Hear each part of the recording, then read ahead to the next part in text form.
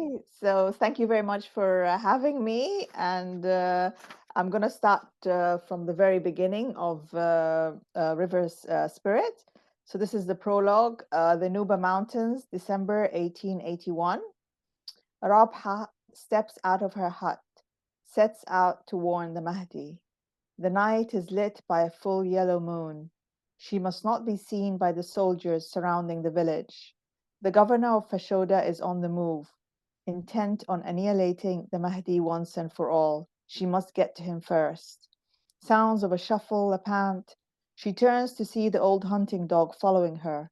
She bends down, rummages on the ground, finds a mango stone, and throws it at the dog. She picks up a chewed bit of sugarcane. It is still in her hand when she reaches the outskirts of the village. The vegetation thickens, and rising out of the shadows is a Shilluk warrior, posted to ensure that no one leaves the area, certainly not before the planned surprise attack against the rebels. Spear in hand, muscular torso above his loincloth, the physique of a wrestler. She stiffens, drops the bit of sugarcane. Fight or run, fight or run. She reaches for her knife. She turns so that he can see her in full, curves, breasts, glow of shoulder, long braids. She forces her body into limpness, hangs her long neck in submission, hides her hand behind her back, palm tight over the knife. He approaches, first with caution, then the start of a swagger, makes low, soothing sounds, as if she were a skittish calf, lone antelope, stray prey. He must be near enough now to scent the sandalwood she uses in her hair to drench the smell of grease. She can see the decorative row of bead-like scarring across his forehead. He drops his spear. She waits a beat and aims down at his stomach. There is hardly any sound apart from the thud of his body on the ground. She looks around, grabs his spear, and runs. She knows this land, every path where it is smooth and where it is rocky. She has discarded her usual layered shoes, slipped her feet in flat tanned leather, tied the strings all the way up her calves. She can move faster like this, and she needs to be fast, needs to warn them. Herding her goats as she did every morning, she had passed the hut of the village chief and overheard the conversation. The Turkish Binbashi, sent by Rashid Bey, the governor, to say that the assembled force intends the village no harm. They come in peace, passing through Kinana land and heading up the mountains where the rebels have fled. The Binbashi requested volunteers from the village, but sensed a reluctance, hence the imposed curfew, the prohibition against anyone leaving in case they alerted the rebels. The cold breeze scalds her face and her bare arm, the right one that isn't covered by the brown muslin shawl. The breeze finds its way through to her thighs. Running is making her warm, though, and she must keep it up, to cover distance and keep warm, searching for the flatter path up the mountains. But perhaps there will be a delay in doing so. Better take the shortcuts. Shortcuts she had taken as a child. Not for her the sitting still, clinging to her mother's clothes. She did not remember her mother clearly, always ill, spread out on a mat, calling out for water, enough to break the heart or make you want to run away up the green mountain under the sun. Rabha, Rabha. It is as if she can hear her mother calling her, feeble voice, a hint of reproach. She feels thirsty. The sky is clear, the moon near. She can see the pockmarks on its surface, brown frizzles unruly. No time for gazing. She must run. Her shawl is caught by brambles. Irritated, she yanks it away and hears it rip. Never mind. She can mend it later. Surely by now, if the man she killed had been discovered, they would have been after her. She is safe from Rash's men, but not from the animals of the forest. Run and stay alert for the gleam of an eye, listen for a low growl. Loud are the frogs, on and on they croak, insects chirp. Pass through the forest or circle around it. The quickest route is the priority, no matter what. She had done this trip before, but never so quickly, never with this much urgency, never alone or at night. The moonlight is less yellow now, more silver. On such a night, the moon overshadows the stars. She could have used them to navigate her way too. No matter. Memory serves her well. She will not get lost. She must not get lost. There is no time for errors.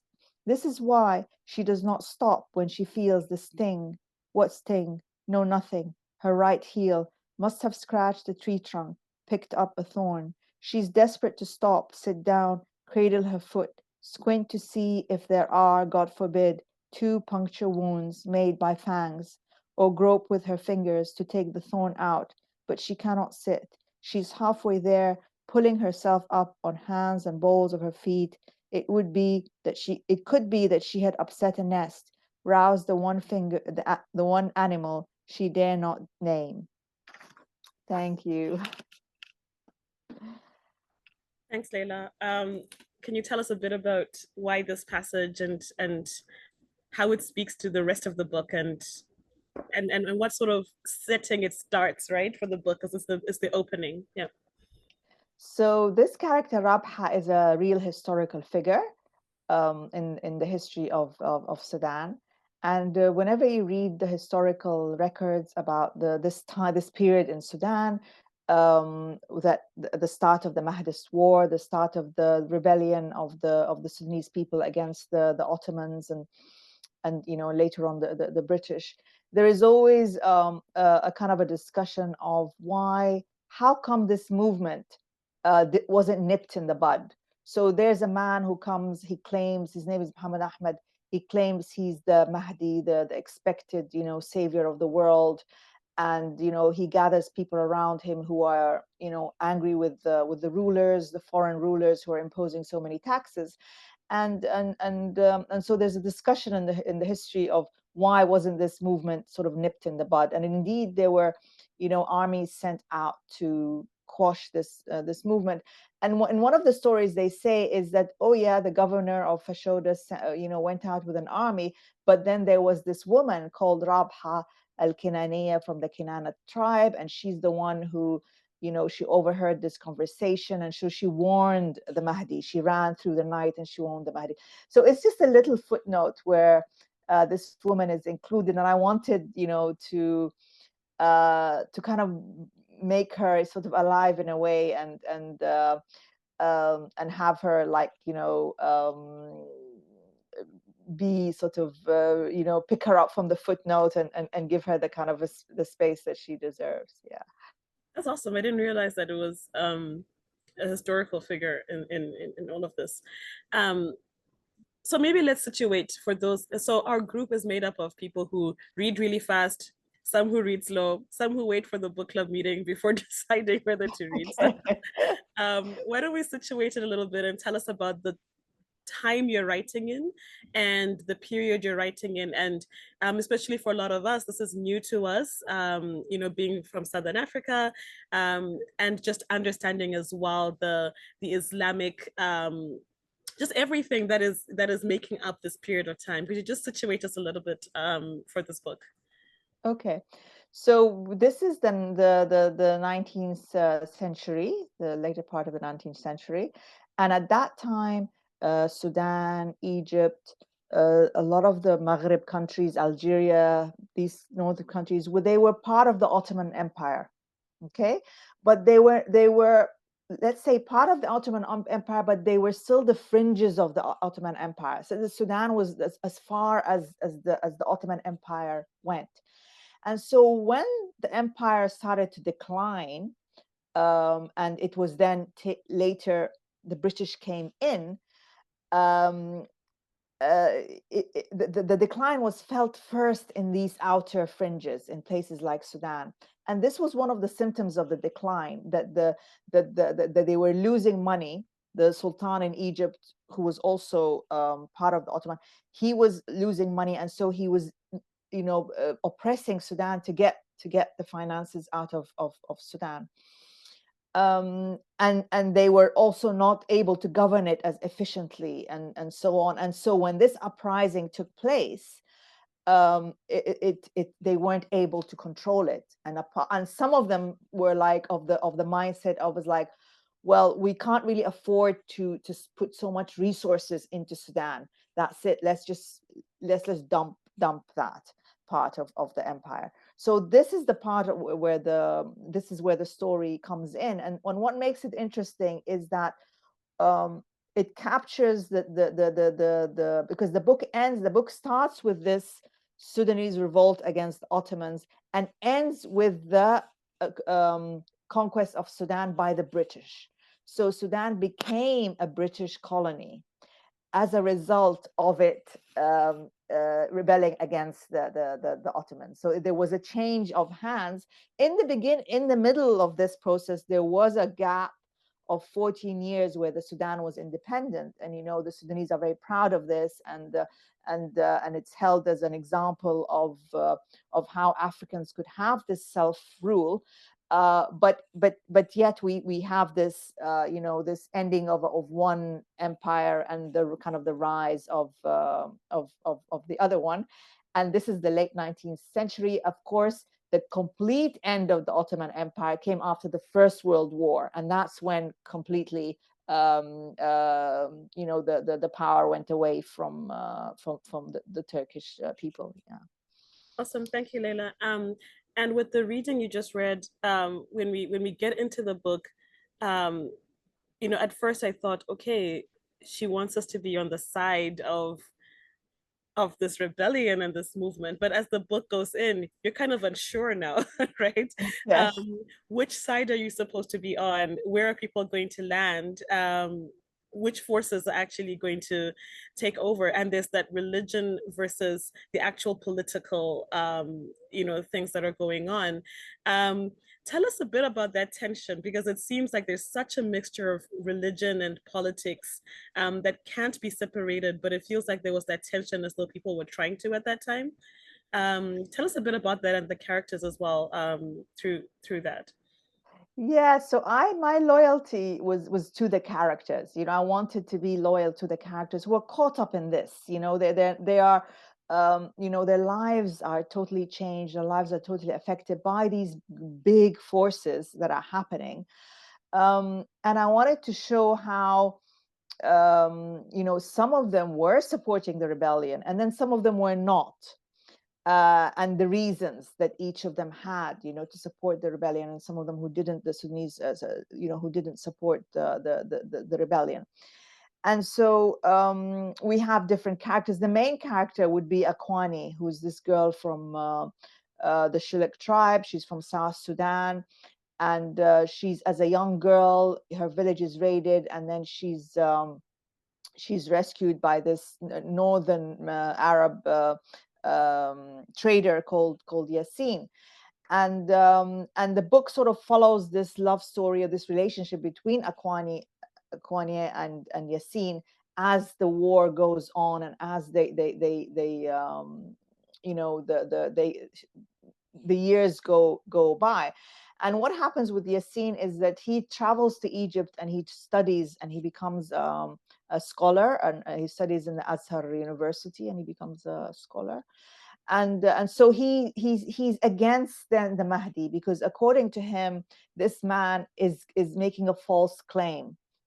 He's very, so Yassin is approaching the matter from a very religious point of view and saying, well, he's not the person who he claims to be.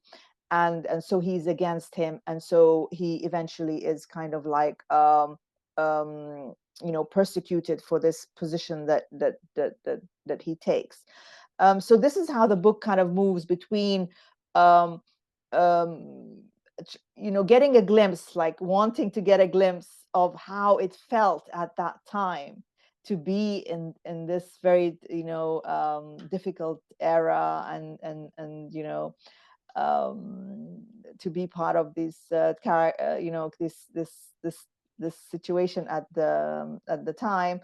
And of course, someone is saying this book reveals how little I know of North Africa. But I mean, one of the things that excited me, and I felt it was very important, is that we grow up somehow within the European mindset, is that Africa is a kind of a very closed place, and that the dark continent, and then the Europeans come in, and suddenly it's discovered, and it's all this kind of wording. But that's not true. And this book shows that how a place like Sudan, because of the Turks were there, a lot of what the Turks did was well before the British came. They actually made Khartoum the capital city. There were schools, there was hospitals, there was a printing press, there was quite a lot of amazing things that were there that you wouldn't think, reading the mainstream history, Mm-hmm. that these things existed. There was trade between the different African countries. There was the river trade with Ethiopia. So there was a lot going on, and it was like a vibrant, exciting place. It wasn't this kind of dead place that is kind of depicted in the European mind. Yeah. Yeah, I love how the book decentered the European and the British entry. I mean, it's there, but it's almost background. I'm reminded of the passages where you describe Gordon sort of almost pathetically just looking out, waiting for help, not able to make any decisions for himself, and sort of watching his death march towards him, right? And the contrast being when the paintings Robert paints go over, Gordon is this magnificent figure who is, so Yes. the history that enters the history books there, but there's the reality of what actually happened at the time. And we're always interested when we talk to African authors about what it feels like to decenter the West, and then still put your book out there, right? Because the market forces and all of that equals, you kind of want your book out there in the world, but if you decenter the West, there's this thought that maybe my book won't do well, it won't be picked up, publishers won't pick it up. How do you navigate that, and how do you decide how to go about that? I think it's very difficult to double guess what the publishers want, because they themselves aren't sure. They don't. I mean, maybe they know what they want, but they don't know what is going to be successful. Otherwise, every single book they publish would be a bestseller, but it's not. So it's best for the writer to just write what they're passionate about. Just focus on what they want to write. It takes a lot of time. It takes a lot of energy to produce a book. So you really need to be fascinated by what you're doing, and you need to believe in what you're doing, and not be looking over your shoulder and, oh, what are they going to think of this, what are they going to think of that. It's very difficult to double guess all of Yeah. these things. And tastes change even in the West. I mean, a book like Bernardine Evaristo, let's say Girl, Woman, Other. Bernadine had been writing for years, and she'd been writing this kind of book, but it wasn't yet, the readership wasn't ready for it. The Western readership wasn't ready for it. Mm-hmm. And then it came at the right time, and they embraced it. Mm-hmm. So you're not writing for a static audience. The audience themselves are changing as time goes by, and the audience themselves, the readership, also the demographics of the readership. There's a time when you would think that if you're writing in English, you're only writing for white people. That's not true now. Mm-hmm. You're writing for the whole of Africa. You're writing for India. You're writing for all sorts of places in the world which read English. There's lots of translations going on. It's a different kind of demographic that is going on, and writers need to be ahead of that. We're not responding. We're not sitting there. We shouldn't be sitting there waiting to be told, publishing needs this, provide it. No, we are telling the publishers, this is what is going on. We're closer to the communities. We're closer to what's happening, the concerns of the people around us. We're not sitting in offices in New York and London. Mm-hmm. And so we are the ones who are telling them, this is what people are are feeling. This is what people are thinking. These are the concerns of people, whether we're putting these concerns or attitudes through historical novels or contemporary novels, but we are the ones who are reading the time. And so we should, be bold when we with our visions. We should be bold with what we want and what we feel is important. That's what we, share with the reader. I love that you say that, now you're writing for everybody. And I think that's, as this book club, that's one of the things we're trying to get across to authors, that Africans are reading your work, right? We're here, we're picking it up, we're reading it, and we want it to be written for us and not, necessarily with that Western gaze. And it's incredible when you find a book like this which does that. Because you can feel it, right? You can feel that this book isn't outward facing. It's telling a people's story to themselves, to each other. And one of the things about it that made that clear to me was, while the book was about war and these big forces that are happening and Islam, it didn't treat it in that Western way where it's something to fear. As soon as you say Islamic war, Yes. it becomes this huge thing. But instead, you focus in on the people, on their stories, on love, on, without feeling that Western gaze, I have to say. And Nigel's comment in the chat says that, you're down to earth with your characters. You can smell it, you can feel it, you're there with them, and that's really incredible. So maybe you can tell us some of the themes you wanted us to walk away with. Besides the big, yes, there's war, there's the religious stuff going on. What are the themes, the interpersonal relationships that you wanted us to pick up on, and think about as we read your book? I think the feeling, that's a good question, and I think the family, or the family sense was good. Um, I probably Sudan has changed very much, but when I was growing up in Sudan, family, the blood connection overpowered the political, alliances. So you could have people in the same family, different brothers. One of them is a communist, one of them is a, Islamic or whatever, but yet they come together, they eat together, they visit their parents together. That is, I thought this was normal growing up, but then I realized that it's not like that in other parts of the world. And I think that is actually there's a maturity in that. It's nice in a way, and so the book shows that that you've got a sister and a brother. They're on completely different sides of this war, and yet they're together. One of the comments Gordon makes is when the army and his men are. So Gordon is in Khartoum. He's the British general, and he's in Khartoum. And Khartoum now is under siege by the Mahdi and his soldiers. So some of the Mahdi and his soldiers have family members in Khartoum, and so the Khartoum people, seeing their family members outside, and some of them are struggled, they were sending them food. And Gordon is saying to them, you are sending food to the enemy. And they're saying to him, oh, but these are our relatives.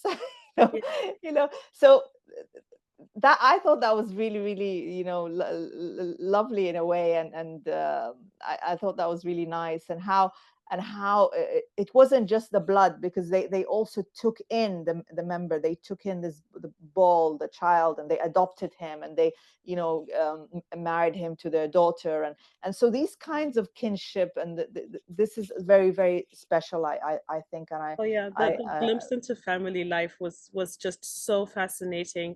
And when you mentioned why this rebellion wasn't nipped, what came across to me is exactly what you said, that there were ties that went beyond the forces that, you know, the Ottoman Empire, the British were trying to create.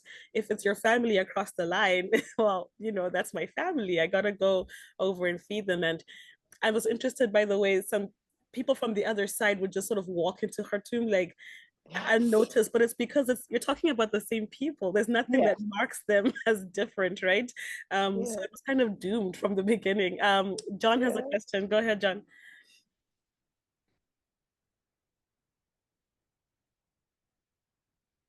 John, can you hear us? I think you're trying to unmute.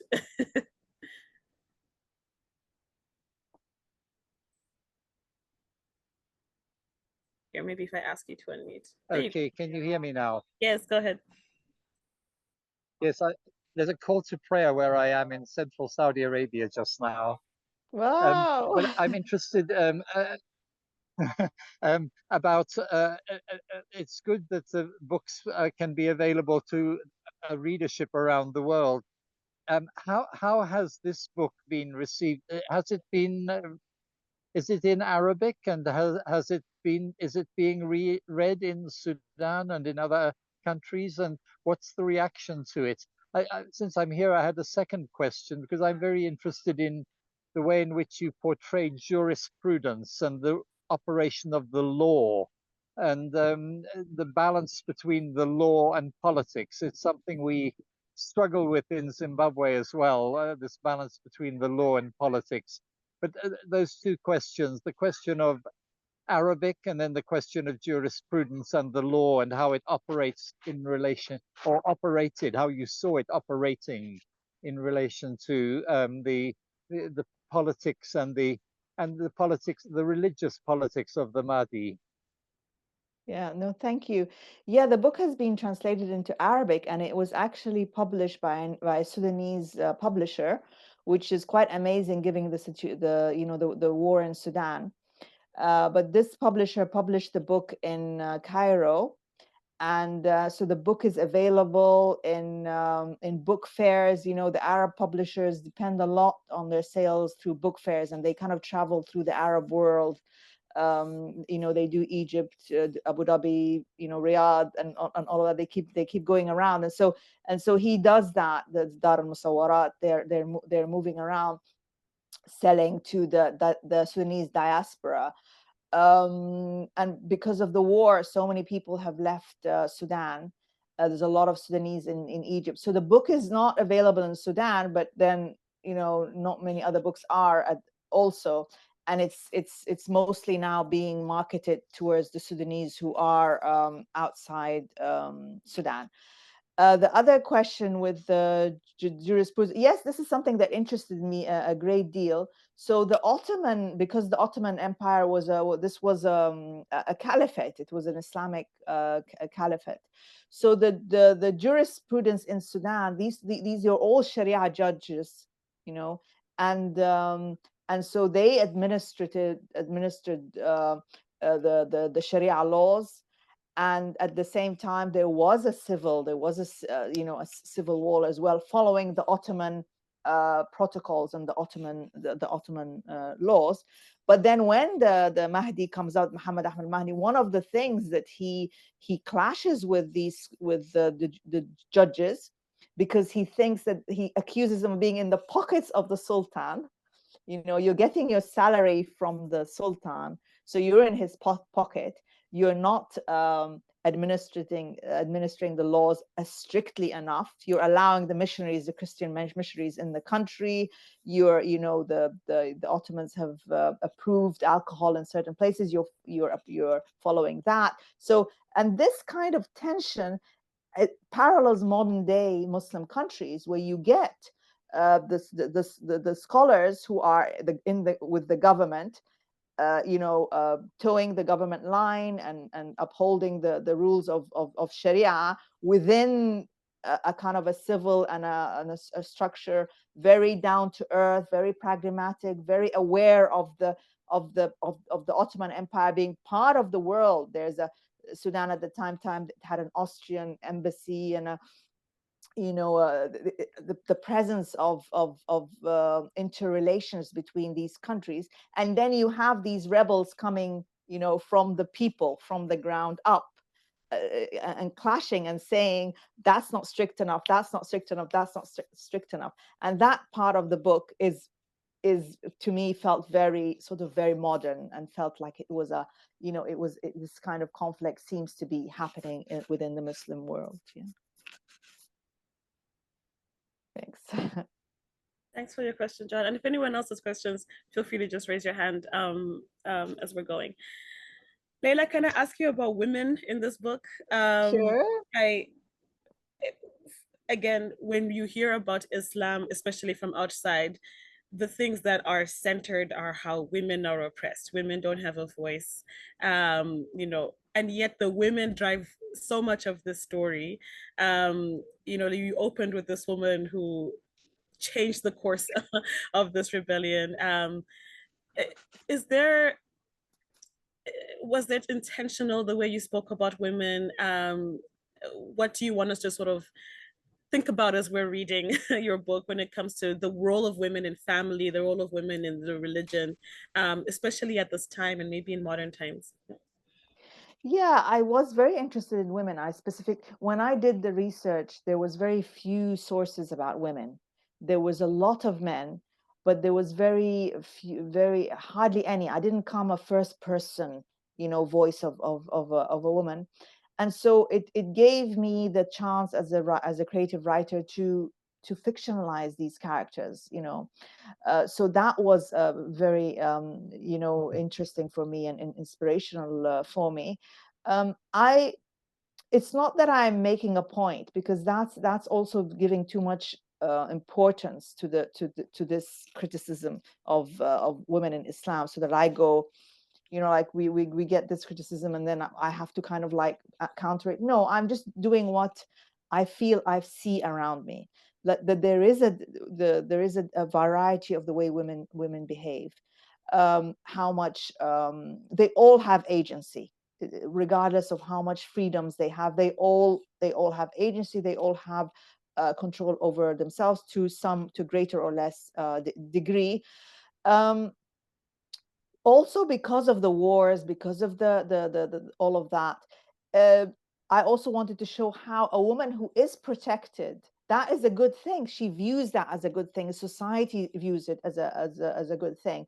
When Akuany, after being orphaned, after being enslaved, after having to drudge, to work so hard in the orchard, after having to be violated, after all of this, when she meets the wife of Yassin, she sees her as being so protected and so confident and so breezy, because that's how a woman is when she's got all this protection around her, and so that this paragraph is in a way paying tribute to this kind of Muslim woman who has the benefits of this protection, this nurturing, and is able to enjoy this protection and not feel it as a kind of a suppression. Yeah. Yeah, and I love the relationship between Yasin's wife and Akuany. Akuany, right? Zamzam, Yeah. I guess.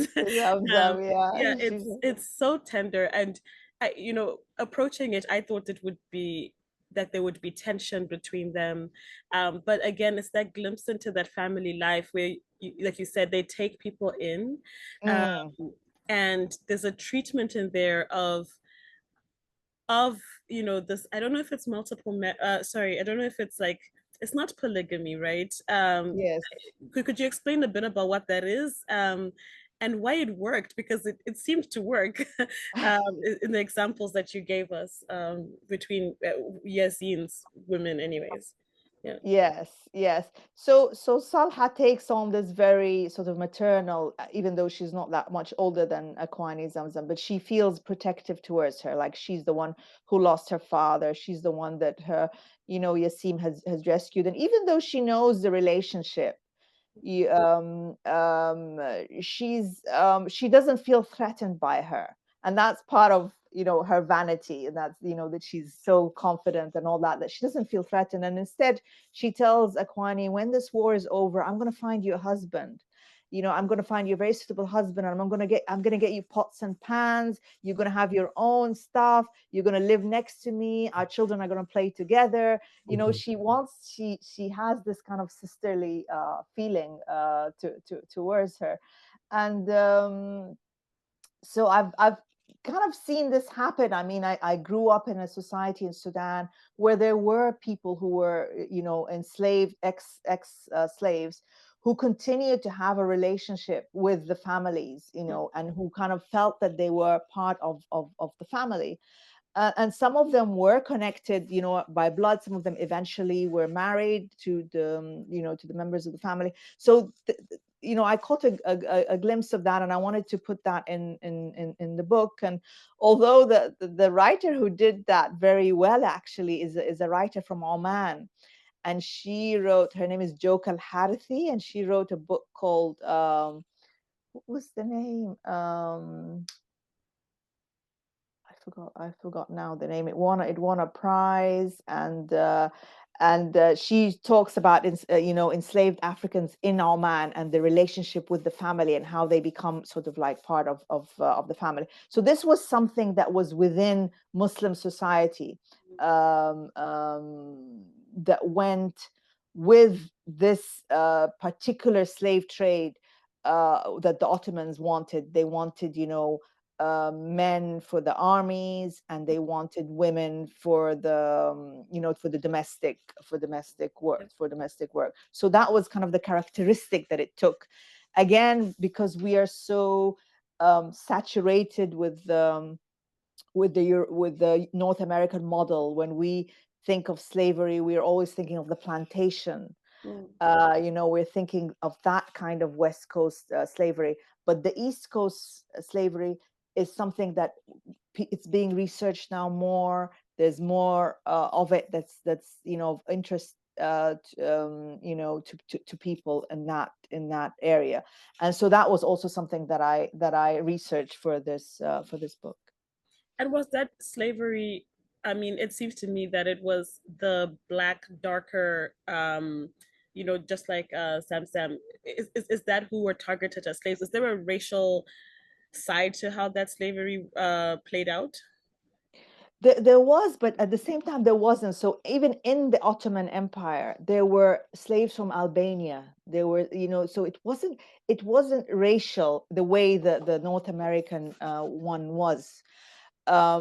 It was more a position. It was more, you know, of a kind of a social position, a loss of position, rather than a loss of, and of course, a brutalization of taking people away from their families, and you know, taking them away from their freedom, from their where they were, and you know, seeing them as a wealth, needing them. But I think in a way, the North America example invented racism to justify slavery. And I think it was the other way around. I mean, they went on down that road of the scientific, these bogus scientific trials they did, and all this awful stuff to kind of justify their system. But actually, that wasn't the case in that time, and that wasn't the line that the Ottomans took, because they quickly integrated. There was a quicker process of assimilation. A lot of these soldiers rose in the ranks of, if they were very good, they would rise in the ranks, and they would buy their freedom, and they would become pashas, and they would, you know, they would become part of high-ranking society. And then the women also, when they gave birth, the children were automatically free. They were automatically had rights of inheritance. And so it's a different kind of view that they had. That's an interesting take that you said there about which came first, right? The racial construct or slavery. I'm gonna run down. There's some hands that are up. So Okay. first I see Audrey. Go ahead. Joka Al-Harithi, yeah, Celestial Bodies. That's the book I was talking about. Yes, that is interesting. Yeah. Nice. Amazing book, Leila. I'm curious to know what you're trying to tell us about art making in the book from the perspective of Robert. You know, Akuany hates his art. She spits on it, she destroys it. he has to tie her down to paint her. You know, he's debating buying her just so he can paint her. Is there like a bit of, you know, something you want to tell us about ethics in art making? Because ultimately his art was always destroyed, right? Because all his paintings went down in the river at the end. What were you trying to tell us about art? Yes. So I also was fascinated by the Orientalist painters who painted North African women and Egyptian women. They didn't really go as far down south to Sudan as I did with my with my artist in the book. But when researchers wondered how these artists had access into these harems, these private spaces, so it turns out that, I mean, these are conservative societies, and how would these European men walk into the Turkish bath and walk into the harem and paint all these women without their clothes on and all that? So it turned out that this was all a fantasy. They never actually went into these places, and it was their fantasy of how the Orient was. They based it, they had to rely on the women travelers who visited the women's areas and wrote about them.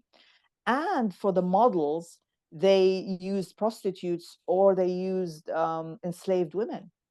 So all these beautiful paintings that we see as the Orientalism and the you know that the paintings that were celebrated, their subjects were enslaved women, because the real Muslim women in these families were indoors. They were out of they were not available for the for the gaze of the European artist.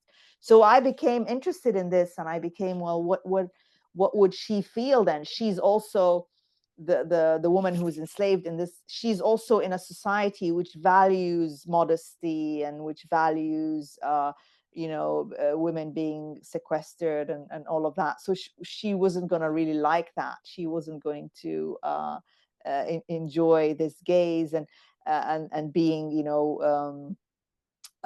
portrayed that way. The other thing I noticed was I was looking at photographs, because photography had started at that era.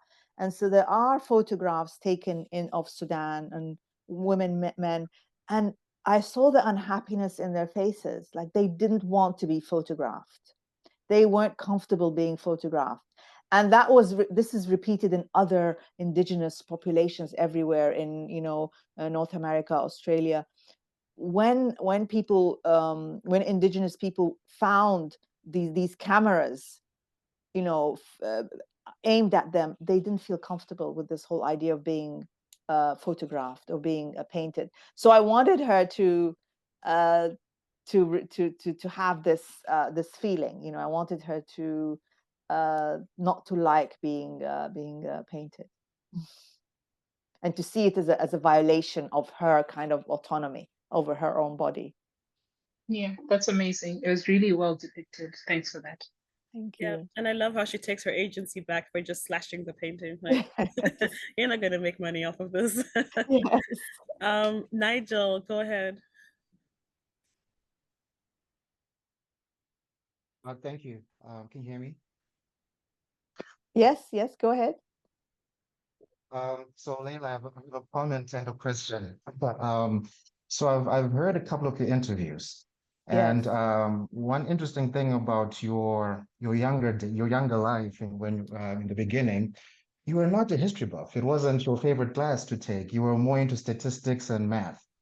But you still read a lot. Yes. But it wasn't something that you wanted to spend your time on. So you focus on math and statistics. And right now, you're one of the greatest storytellers of history ever. I would take your class. So it was really striking how you created the characters in the river spirit and the kindness of enemies. In the sense that in the beginning of the river spirit, you start off with making the reader commit to the Mahdi without understanding fully who he is. For somebody like Yes. me who didn't understand the history of Sudan before I read your book. And you dedicate yourself to the Mahdi in the prologue. You're with Rabia when she's running through the forest and she gets bitten by the snake. And then you meet Yasin, who is the opposite of the idea of it all, and then you're stuck in the between.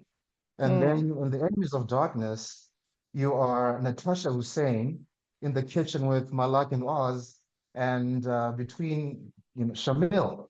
And you always leave the reader in a place where they're saying, okay, well, which idea should I favor or should I believe in? And I Yeah. thought that was an interesting way of how you tell stories and also history. That's the comment that I have, not the question yet. Okay, thank you. Thank you. Yeah, I think I'm happy that your group, you're accepting this situation of seeing the characters differently. I think, yes, some readers do want to have a side. They want to have the goodies and the baddies, and we're with the goodies, and some readers are comfortable with that, and this kind of book makes them uncomfortable, makes them not sure where they stand, and I think that it's great that you are you're on board with this. The interesting thing about, I loved history in school. I didn't get good grades in it. That's the problem. Yeah. So I got bad grades in history and very good grades in math. So I was like, well, I'm not gonna I'm not gonna bother with the history then. I'll just do the math to get the good grades, which was it was a shallow decision at the time, but that's just what happened. That's awesome. Thanks, Yeah. Nigel. That's very interesting.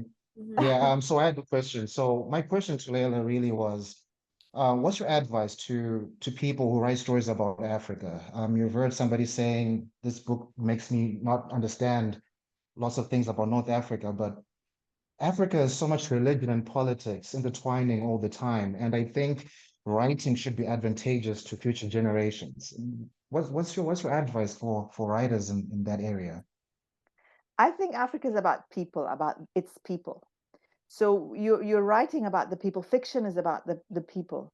So the characters and what they are, how they go through these momentous big changes that are happening. So it's about the person itself. So your loyalty as a fiction writer, not a non-fiction writer, but as a fiction, your loyalty is to the character. So you have this character, and the character is going through these experiences, and the character is changing or being influenced or whatever. So that is my advice: is you stick to the character, and how they are going through the situation. It's not poverty in the abstract. It's how your character, so and so, is experiencing this poverty, what we call poverty. Does a child know that they're poor? Maybe they do, maybe they don't. Maybe they don't feel it, or maybe they do feel it. Maybe somebody who's middle class feels they're poor because they go to a school where everybody else is richer than them.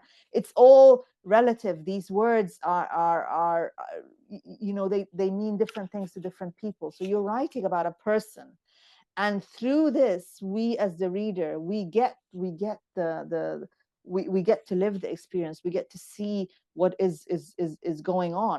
So my advice to the fiction writer is, okay, of course, be an intellectual, follow the news, know what's happening, read nonfiction. But when you're writing fiction, leave all this behind and focus on the individual characters. Thanks, Nigel. I love that, Leila.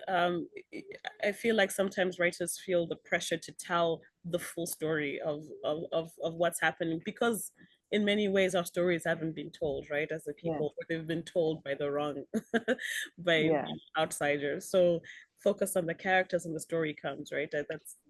That's great advice. Thanks. Nyasha, your hand is up.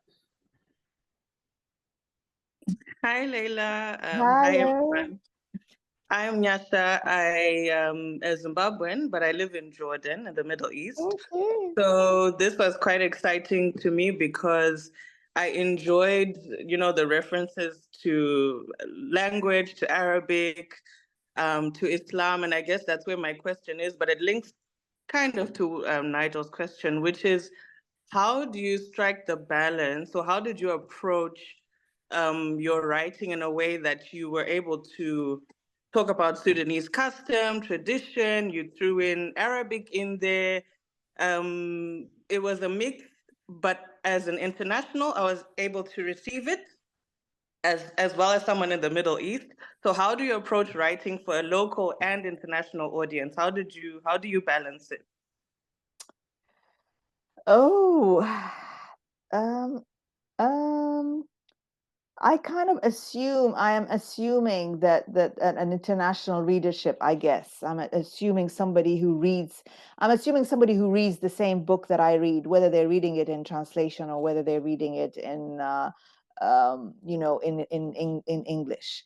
So it feels to me like I belong to a big book club, a book club of readers, and that I'm then, presenting my story, having read, all these other stories as well. Every people who read my book are not only going to read my book; they're reading other books as well. So it's part of the conversation with the other books, and it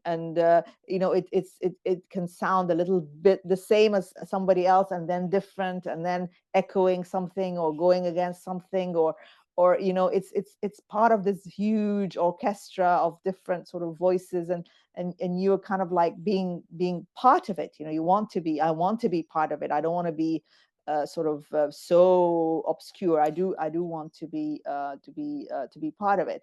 So it's that feeling more as adding something, enriching what is already available, I guess. Thank you. Can I ask one more question? Yeah, It's fairly obvious if you read the book, but why did you name it River Spirit? Oh, actually, my editor liked this title. My editor in the United States, Elizabeth Schmitz, I had it as Rammed Earth, Smooth River. So that was my original title, because the rammed earth is the way the houses are made in some parts of Sudan. So I had river in the title, and so we kind of played around with the. At one point we thought the river spirit, but then I thought, oh no, that would be like it's a spirit, like a creature, and I didn't want that. I wanted to be like the spirit of the thing.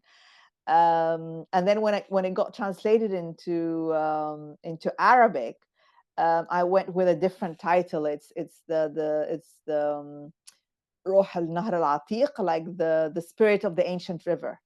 That's the title in Arabic. So titles, I find titles very difficult. Some writers have amazing titles. Titles are one of my sort of my weak points. I struggle with titles, I have to admit. Yes. But it was so very much, apt. Thank you, Rum. Thanks, Nyasha. It was very apt though, because Zamzam, said it seemed like she kept coming back to the river, right? Yes. That's where she felt at home. That's where she felt relief. And a lot of things happen in water Yes. in this. So it worked as a title. It worked. Yes, it worked. Yes. Elizabeth, do you want to ask your question? Go ahead. Sure. Thanks so much, Leila, for this book. So I'm African American, living in Harare, married to a South Sudanese. Wow. So, and studied this period of Sudanese history in college, and wrote to my professor, and I told him, oh, I wish this had been on your syllabus 20 years ago. It would have really helped me understand the history. So I'm curious if you could talk a bit more about the research process for doing this. Like, what kind of historical texts did you use? And did you have to do archival research, and where did you have to go? Thanks. Thank you. So of course I knew the story, the general, story from school. I had, grown up. We did it in school. We did it in university again. I had read the popular, the White Nile, the film cartoon by all about Gordon. So I had been saturated very much with that vision.